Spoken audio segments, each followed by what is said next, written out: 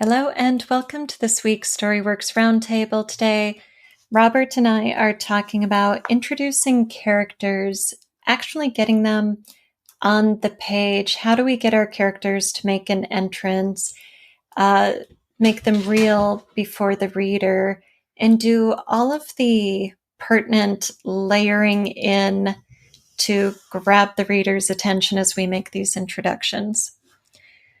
So...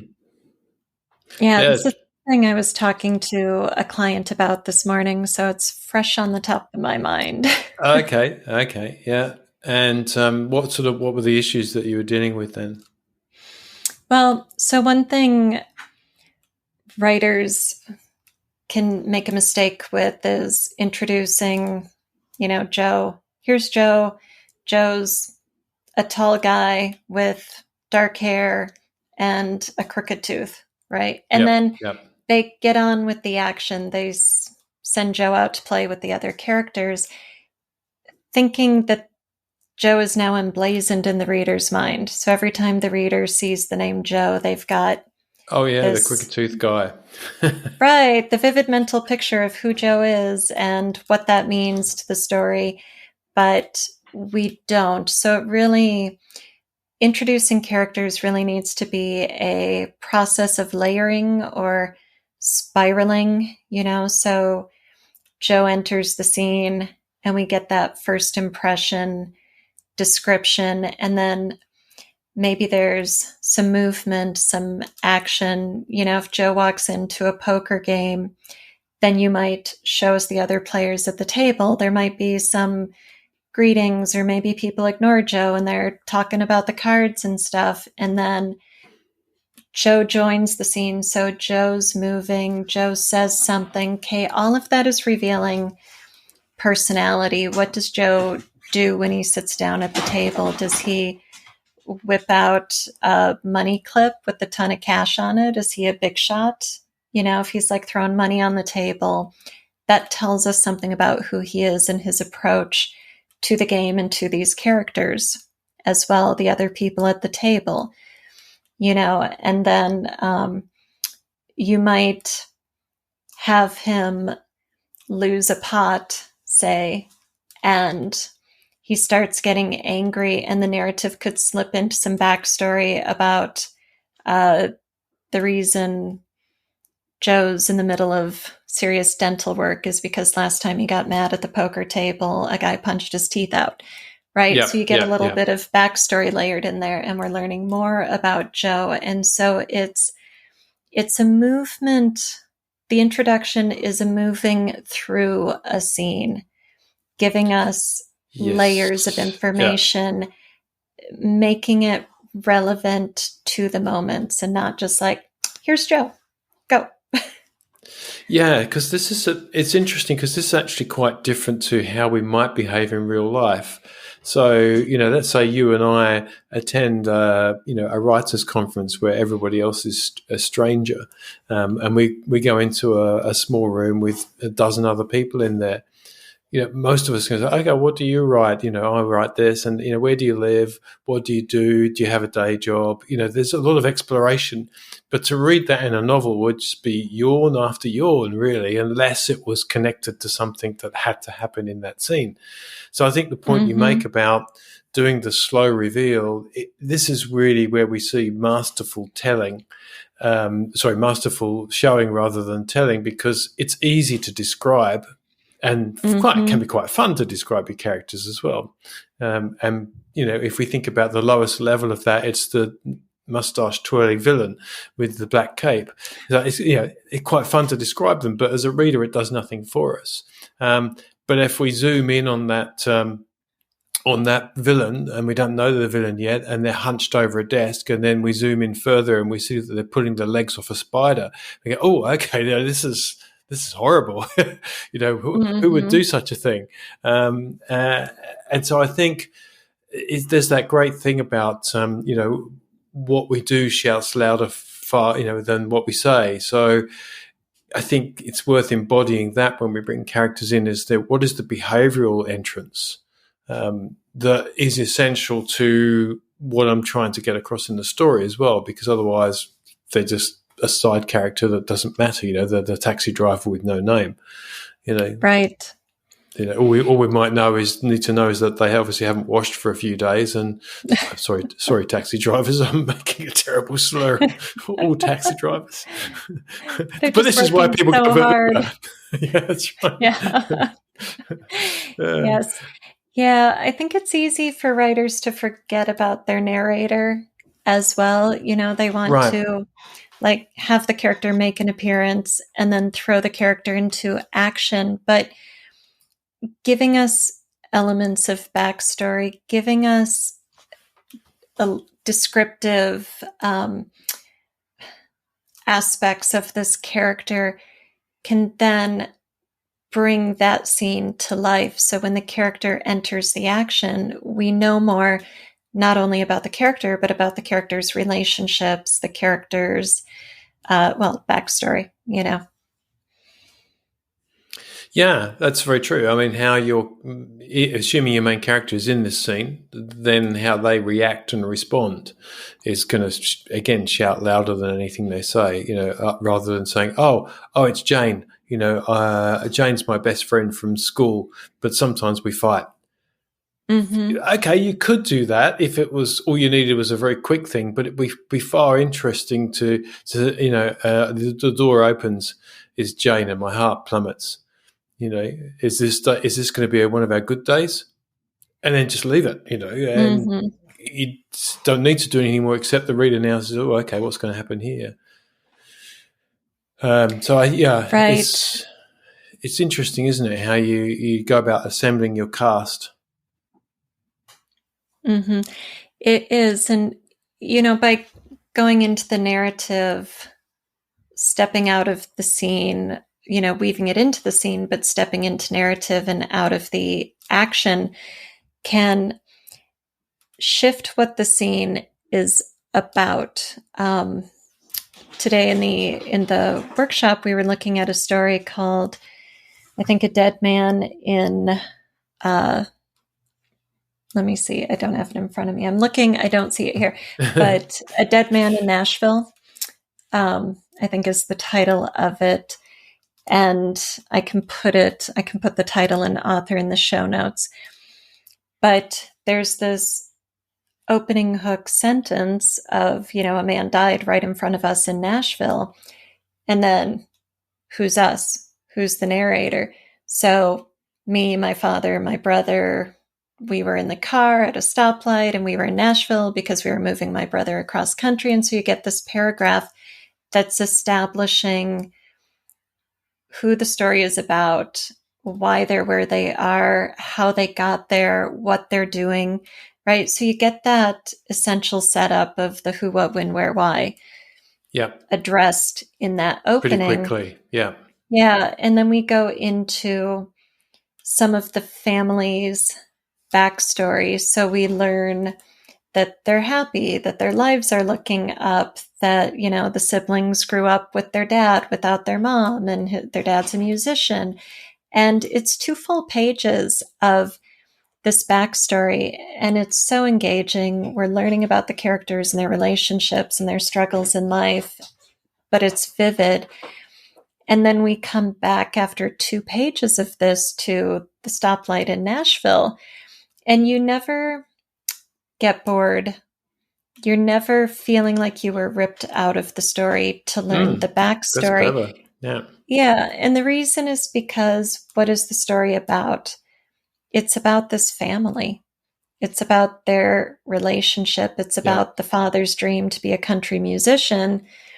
Hence, they're in Nashville, right? And so this frame, the, plot, if you can call it that, of a guy died in a car in front of them at a stoplight in Nashville is, only what it's about on the surface. What it's really about is their sense of lost dreams, failed potential, because they've been trying their whole lives to get to Nashville to see their dad on a stage with a record deal. And they finally get there, and some guy dies right in front of them. Okay, so if you just stay in the moment with the action, with the cars at the stoplight, at knocking on the window, seeing if the guy who's not pulling away from the stoplight is dead or not, you aren't going to get what the story is about. Are you enjoying this conversation? Then make sure you check out my upcoming workshop, Making Your Readers Fear and Fear for Your Characters. This is a single session, 3-hour live workshop. We are going to develop methods for increasing our readers' anxiety in the best way possible. Of course, the power of any story lies in how effective it is at making a reader feel something with or for its characters. And on this workshop day, we are going to play with fear. Come prepared to write, share, and discuss during the workshop. If you don't have a current work in progress, or maybe the one you're working with isn't especially scary, don't worry. We will have writing prompts to give you avenues to explore as we grow our storycraft together. This workshop is on Sunday, October 24th from 9 a.m. to noon Central. Get all the details and sign up at storyworksfiction.com. No, and the choice of constraints there is really clever because they're in a car. And so you've got proximity and forced intimacy, physical intimacy, which is always going to be an accelerator of any family drama and puts the blowtorch on relationships as well. So that's quite clever. And I suppose I don't know how it plays out, but, having somebody die in front of you at a stoplight means that there's further entrapment. You're a witness, and there's shock, and and what do you do? Do you get out? There's all that stuff going on. So that's quite clever in the sense of this is not fleeting. This is intense, intimate contact. So if it's a story about family and their struggles, then that's the right type of setting to choose. Mm-hmm. Yeah, it is. And it's a story about their struggles to pursue their dream, so they aren't ever in conflict with each other. They're very supportive of each other, but the plot, the surface, what the story is about is this guy dying in front of them in Nashville. That guy dying is just like a metaphor for the death of the dreams, of the family's dream to see Dad fulfill his potential as a musician. And so that is really just the frame for what the story is about, which is these three people. And if you never let yourself step back from the action of the moment and use your narrative to really show us more, to reveal, to expose more of your characters, more of your story, you might miss some beautiful opportunities to get at the theme, at what the story is really about, the human aspect. So this is sort of, it's interesting because, we often say don't put too much backstory in, don't tell too much. And this at the surface level sounds like what was lovely was a couple of pages of backstory and some explanation about how they came to be. Yet it sounds as if it was done very deftly in terms of the prose. Was it related through one character's thoughts? Was it in internal monologue, or were there some little snippets of action or activity between the characters? How did that work? So the narrator is one of the siblings. Yep. And so she just tells us this, and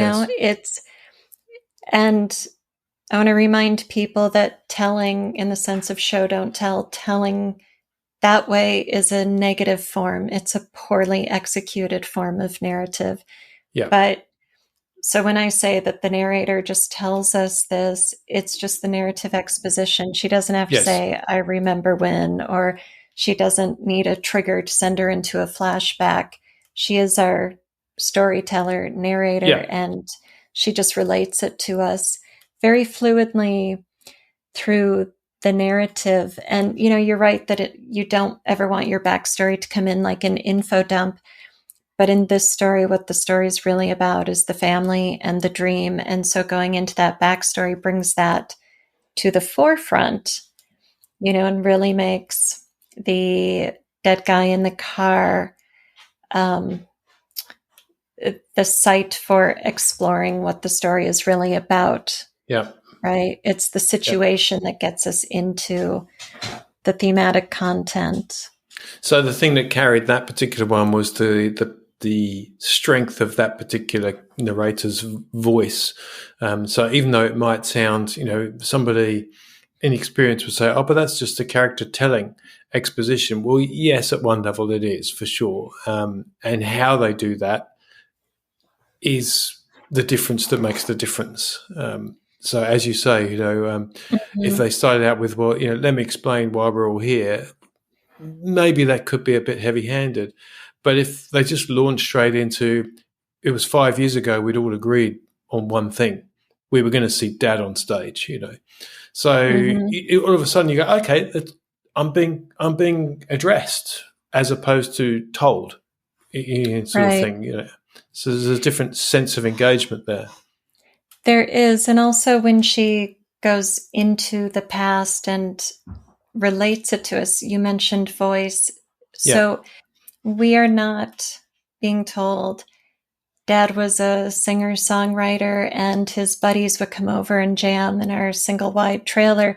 You're being shown the buddies. They're being given names. They're being given instruments and cowboy boots and right. Yeah. mannerisms. And it's very brief. It's deft. It's so well done. But it's bringing it to life. So we don't forget that there's a dead guy in a Cadillac in Nashville. Yep. But we're so engaged with what we're being told because it's got voice, because it's got purpose, because it's bringing to life the fictional dream. Right. So it's expository, but it's done in a way that is a brought to life flashback. So it's a mini story embedded within a moment, I guess. Mm-hmm. Yeah. And it's clever. It's clever how it introduces the main, the players as well in that way, without making it feel like good. Because I suppose if someone said to me, "Oh, I want to," in my opening scene, I'm going to have them in a car, and then I'm going to have the main character tell us all why they're in the car and who's who. I'd probably say, "Ooh, very careful how you do that." Right. Yes. Yeah. And, she avoids telling us things like, I support my father's music career and I love it when he plays. Instead, she says she dreaded the drunks in the honky tonks who didn't listen to him. And she, slumped with relief when an audience, appreciated her father's music. And so we know how she feels about that music through the word choice, through the narrative lens that is bringing her feeling to life for us. It's not a full flashback, but it's describing these moments, these aspects of their lives and of their relationships in such a way that we get the empathetic connection. And I think that's maybe the key difference between telling and good narrative exposition, is that with telling, the empathetic connection between the reader and the character drops away. Yes. Okay. That's your guiding light then, isn't it? That's interesting. So, and I'm going to irk our listeners more by just a quick example from Lord of the Rings. We were, we were talking in a recent podcast about fear, and how that's introduced or crafted so that the reader experiences it. And one of the things that always stuck in my mind with Lord of the Rings is how they introduce one of the key characters, in fact, who will be the future king. And so here are the hobbits already on that what they recognise is some mounting danger that they didn't expect, and so now they have to be kind of, a little bit careful about what they say and what they do in this pub, in this tavern in Brie. And over on the side there, they can see in the shadows a hooded figure sitting alone at a table, with a beer or a draft of something, with kind of glittering eyes and a dark face and brooding sort of, and what maybe Frodo or Sam anticipate as a scowl or a hard face. And we don't know, the reader doesn't know at that moment that this is Aragorn. But they, who's that? Well, of course, the other characters in there, oh, that's Strider. He's one of the Rangers, keep away from him. And, and which reinforces then this sense. But this is the first introduction we get, and it takes them a while to trust Aragorn. And of course, over time, he becomes, one of the much, fabled figures in the story. But it's clever that, this is not, this is such a subtle introduction. And when we still don't know, and in fact, there's even a scene where they retreat to the sleeping quarters, and Strider manages to contrive to be with them, and they're still doubtful. Do we trust this guy or what? I think there's even at some point where they say he says the right things, but I still don't trust him. So they reluctantly go on their way with him, still not quite sure, and having to maybe again part of the faith in Gandalf's master plan. But I think that is one of the best introductions of a character, where you think at first that they're one thing, then they're not, then you're not sure, and you never actually know the real truth about that character, because he never says in theory I should be king, but this has happened and that's happened. No, he's just he's a determined character on a mission for something, and everything he does displays that. Without, in an egoless way. So it's very clever. Right. And, we wouldn't have the question in our minds of can we trust him or not if we entered his mind, if we had his point of view in those chapters. You need to stay external to his point of view and get the perspective the other characters have on him, to only see him in a certain light, which is, shadowy, guarded, hard to put your finger on, elusive, yes. Right? Like, yes. Who is this guy? Yes. Yeah. And so then as a writer, you're going to play with that introduction and what you reveal about the character and the timing of the reveal. So then you're going to have to be very conscious of that layering. In the story I was talking about, it happens very quickly because the story is about these characters' relationships and nothing is hidden there. But with Strider, it is hidden, and that's the point of it. So we have to just get a little bit. And then, as you said, through his actions, everything he does is true to who he is and true to his goal. And so we have to keep judging him based on those actions, because we aren't getting the backstory. We aren't getting the inside perspective. Yeah, that's right. He's taciturn, he's tight-lipped. And even the way that the introduction happens, we've got the juxtaposition of a drinking establishment, where there is actually some jocularity going on, and Frodo has to do a major distraction and commits quite a faux pas at the time, accidentally puts on the ring, which sort of has everybody suddenly gasping, and then Strider suddenly coming into the fray, and we kind of expect that because of the way that they've experienced him from a distance, that he's actually an enemy and he's going to take advantage of this moment, but in actual fact he's trying to protect them. But the fact that it's all in this sort of what feels like a dark tavern, but with lots of jocularity, hilarity, and maybe some drunkenness, but over in the corner is this dark threat of this character that's being introduced. So we're not in a full midday grassy field where they come across a guy on a horse.